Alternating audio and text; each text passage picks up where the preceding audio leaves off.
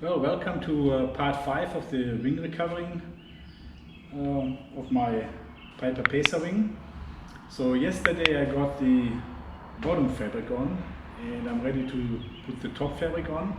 But before I do that, I heated up my iron here to again 250 degrees, and I have a little sheet of Teflon here. And with that I go over, and I've done most of the wing already, I go over all the edges that I did yesterday and make sure they're all laying down flat and there's nothing rising, because when you put the top fabric on it will show. So it's tedious work, but this is the little work that you have to do to get a good quality fabric job. So and all you do is just take here there's maybe a little bubble. So you just slowly go over it and it's flat. And you do that with the whole, everything that I glued on yesterday to get the bottom fabric on. And here on the edge, there's just like little, like the edge is just not down flat enough. So you just take your iron with this Teflon sheet and just iron it out. So that's what I've been doing now. Next will be then to mark the location for the inspection panels. So you do that from the inside of the wing because you can see the pencil marks later through. Mark the inspection plates, mark the location for where the aileron cable is coming through, and for that I actually took screenshots of the Piper drawing, and I have it here on my phone. So basically then I can just look at the drawing here on my phone and it tells me that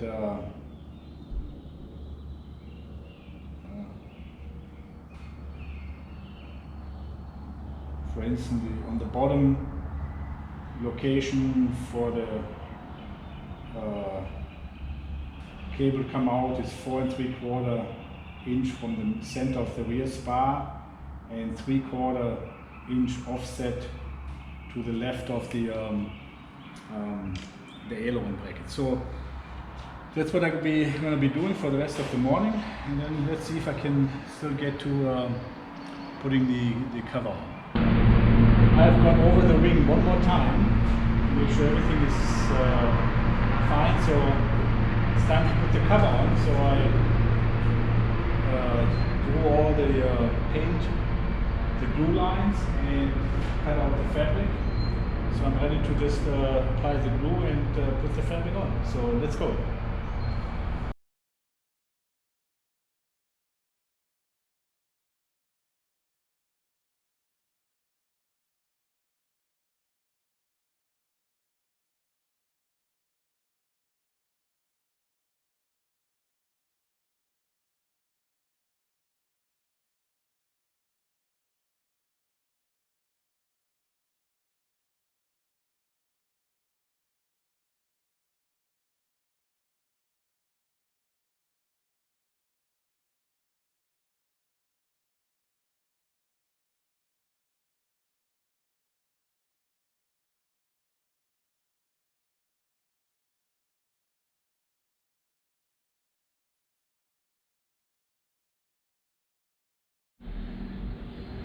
Well, yesterday I got the top fabric on. Looks pretty good. Not too much slack in it, for that it's not shrunk. So got all the and I went around the all the edges this morning with my iron to make sure all the edges are laying down, especially here in the tank bay area. This is where the tank cover is going to be sitting in. The whole leading edge I also went around, made sure that I glued around the filler neck for the auxiliary tank. And of course this is always a tricky area here to get the fabric to go into the landing and taxi light fixture, because you really have to get the fabric in here and also get it to attach to the bottom and to the top here. This is the end rib. Again, the end rib will be hidden anyway because there's going to be my droop wingtip on. So I'm ready to actually shrink the fabric. So the first shrink is 250 degrees Fahrenheit. After that is done, I actually have to put the tank back in the bay because I have to mark the location of the fuel drain, so I can put a patch, like a reinforcement patch over that. So let's get the fabric shrunk. One more thing, when the airplane was parked outside, it was really heavy rain. I used to get water on my pilot seat here on the left side, and now I know why. There was whoever cut the hole for this little wire here made the hole this big. So any water that maybe came in here, this corner, was running down and of course could run straight into the airplane. So I put a patch over here and also here in the front where a lot of wires are coming out. I also put a patch over, may as well since I'm doing fabric work anyway. But that should in the future keep my seat dry.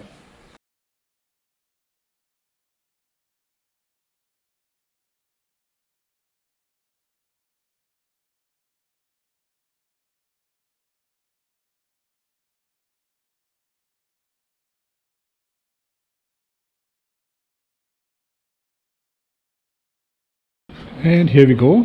So first shrink with 250 degrees on the top also. So now both sides are shrunk at 250 degrees. Turned out pretty good, I would say. So and for the first shrink.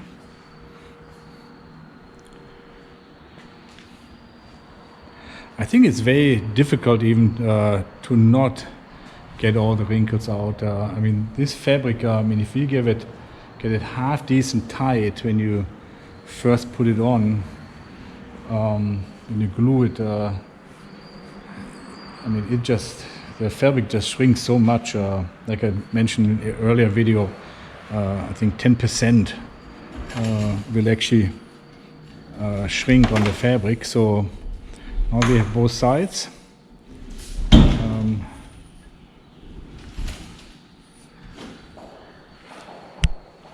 So this is the underside,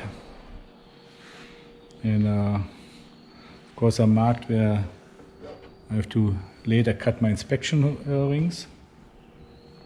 And I have a few extra because I have this extra fuel tank here, and then here's the drain port for the tank, and I have to do one here also for the main tank. Still working on determining where I have to do cutouts, and I needed to find the fuel drain location for the main tank. So unfortunately I had to drop the tank back in, make sure it's in the right location and that the filler neck is pretty much centered where it should be. And so I'm just checking that out here, making sure kind of the holes are lining up. So that looks pretty good. So that can come back off.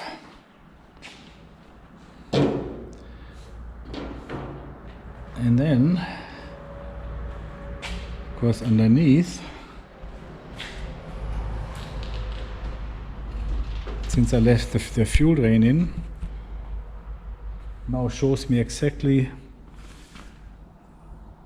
where it wants to come out. So that's where I need to make a hole and cut out for the fuel drain. So I've been working on this here for a couple of days. Got both sides covered. Everything is glued. It shrunk. I shrunk it all the way down to the 350 degrees. Good.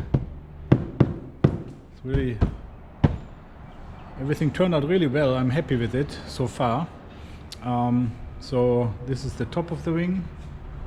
And I've gone ahead and also start marking for the rib stitching. So I consulted to the drawings again. So the PA22 uses 3-inch spacing here on the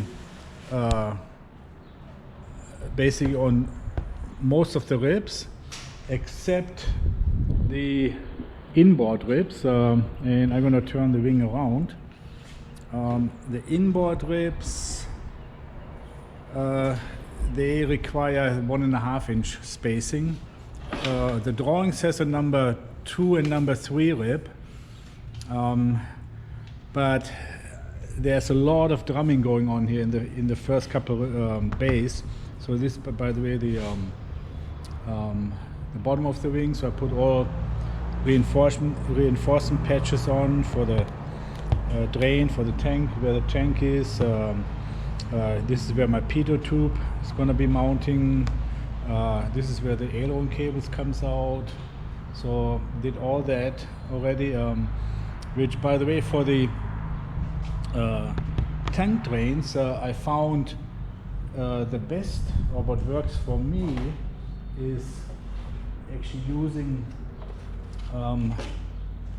just a safety wire roll, because the inside diameter is just about fits over the tank drain outlet here. And so I just marked this off and made this little patches, just using this safety wire roll. So going back to the rib stitching, so the Piper drawing calls for second and third rib to be stitched at 1.5 inch, but I thought, what the heck, there's so much drumming going on here, special on the climb, takeoff climb, there's a lot of drumming, so I'm gonna go out one more rib, and I'm working on here doing 1.5 inch stitching. So I'm just gonna show maybe 1 or 2 stitches, but then I'm gonna be here for days, probably a couple of days just stitching. I just show two stitches or so. And by the way, I made my own needles here. I just made them out of coat hanger, because I can shape them the way I need them. This is I made this curved needle that works great for this 1.5 inch spacing. I have another needle here that I use under the tank bay rib, and it is really odd shaped and also twisted sideways. But that's what I like about coat hangers, because you can easily just bend them the way you need them. Because sometimes when you can't go under, when you can't see underneath, you have to go over the rib and over to the other side, and you just can't get the needle close. And then I just take a pair of pliers and shape them the way I need them. So anyhow, so I'm gonna show this just 2 stitches or so, but I'm not gonna go into much detail. There's a lot of videos out there how to do rib stitching, and I'm not that great at it. So I just show 2 stitches, and then I'm just gonna move on for the next couple of days. Which, by the way, so the rib number 2 and 3 are the ones under the tank, and I do an extra rib here with 1.5 inch spacing, which is the first full rib here. So I'm just wrapping the stitches around the rib, because you can't, there's no stitching on the top of the rib, because this is where the tank cover lid mounts. So I'm gonna just show how I do this. So this was my last knot here. So now of course I take the needle, feed it through to the next hole here. Go through. Now I stick it over the other side.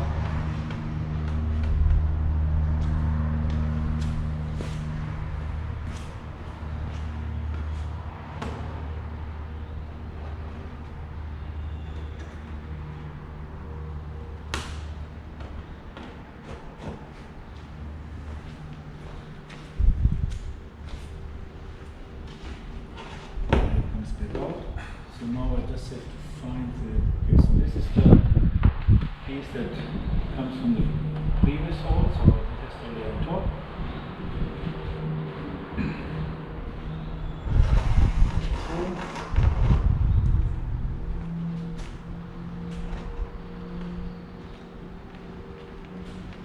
Now this goes straight up.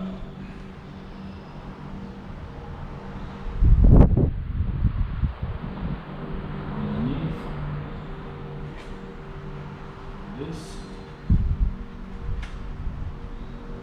rotate the needle clockwise, underneath, around, through. Now it's important to first only pull on this part here, and I made this mistake earlier not to do that, and take all the slack out, and then you work the knot over to the right hand side. Your thumb on it. Tight. Here we go. Small knot.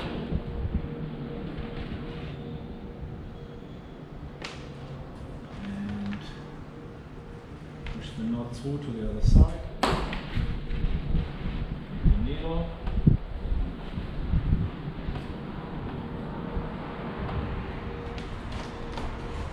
Next hole.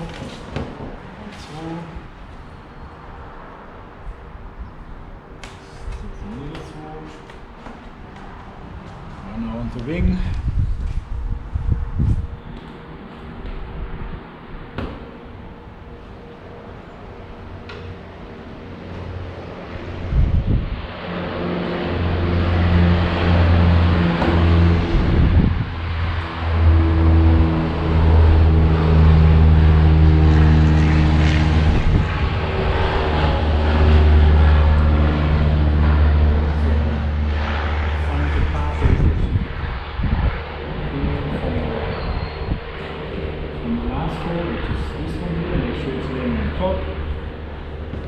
Basically, the needle comes back out through a loop here.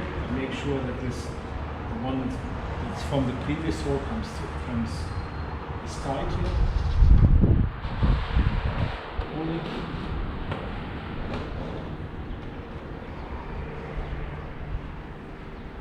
And I go under this and pull this into a loop here. Rotate the needle.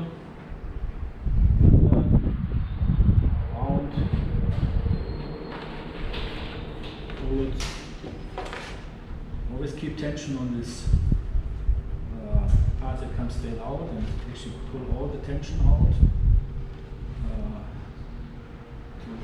until it's tight. Then you work the knot over to the right hand side. Keep the thumb on it. Pull the knot. So I'm only going to show these 2 stitches that I just did because it's going to be boring as hell watching me doing all the stitches, even in time lapse. So I'm going to be probably stitching for a couple of days, and I'm going to start videotaping again when everything is done. So until then, happy stitching. And I'm done with all the rib stitching, finally. I think it's like 180 some stitches if I remember correctly. So this is how the top of the wing looks. And I always think freshly covered wing with rib stitching on looks so pretty. Maybe you just think it's pretty because you're finally done stitching.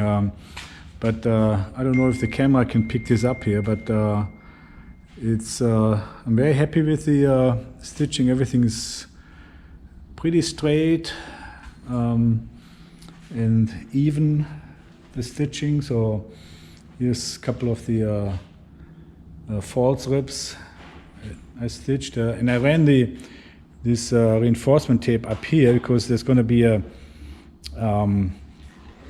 tape running this way, so they can run over the reinforcement tape. I may shorten this a little bit, maybe just go to the center of spar or something.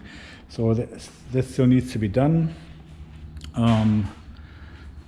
Here's the tank bay with the stitching around the bottom ribs, and you can see some of my viewers may don't know, but stitching is actually a continuous running cord or lace. So when one rib has one length of lace running the whole length of a rib. So also here, as far as the auxiliary tank, that was the toughest part to do. On the inboard side that we can see here, I was able to reach in through the holes here in the rib and through the open tank bay to do the stitching on the inboard side. So that helped a lot, because my goal was not to have any screws to hold fabric. Everything was I wanted stitches, but I'm going to show here the bottom of the wing, which again, generally speaking, I really like how this turned out. When you look at the stitching, how everything lays, again, very nice. But the auxiliary tank is a headache. I'm gonna flip this up a little bit so we can actually see what's going on there. Again, doing the inboard side, I was able to do the stitching reaching through the top of the wing and pull the needles. Usually when you do this kind of stitching where you can't go all the way through to the other side, which the most of the ribs, they're also stitched on top here. So there you just go through the whole wing up and down. But the tank, the auxiliary tank, is actually laying on top of the rib. So the needle would have to come out right here, which is impossible. So you have to do and wrap the the stitching actually only around the bottom of the wing, same like in the tank bay area for the main tank here. But so you use blind stitching, but because the tank sits so close to the rib, it was okay on the inboard side, but the outboard side, I just had a really hard time getting a needle in and then getting it back through and around. So on a couple holes I had to give up. So I had to put the screw in. So I have a total of 5 screws, I believe. 1, 2, 3, 4, 5 screws. Because there, if you look through the fabric now, there's a support brace here, and I just can't go in with a needle and fish it around this support brace. Same on this end here. So I had to use a couple screws. I don't like it, but I will live through it. What also helped a lot doing the stitching was my nice large inspection covers, because I cut one open here, and with that I was actually able to stick a camera into this hole here and pull my aileron cables straight to make sure when you do stitching on all these ribs here in the back, which run all the way to the point where the pulleys are, they are in this area here, that you don't accidentally wrap your stitches around the aileron cable. I mean, that would be a little bit of a mess. You either have to cut the stitches or have to find a way to get the cable back around the stitches. So overall, it's good. So I'm getting closer and closer for the paint. So next is now, today I'm going to lay out the paint. The tapes, where the reinforcement tapes go. I'm going to lay that all out. Then I glue them all in place, and there has to be a sequence on where and how to glue the tapes. So I'm going to do that today. But I leave that for the next part of the videos. Just one little preview I give already is when you mark the tape on the bottom and along the long end, it's pretty easy to mark tape.